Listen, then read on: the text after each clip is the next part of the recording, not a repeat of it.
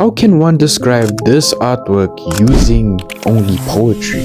Well, this poem is titled The Orange Days. Now, what do I mean when I say the orange days? The orange days could mean a beautiful day, a good day, or maybe the worst day of any person's life. But my orange day is different. First chapter is me describing what school is like after such a long day. Cause when you're socially drained, you also just wanna do nothing but close your eyes and just relax.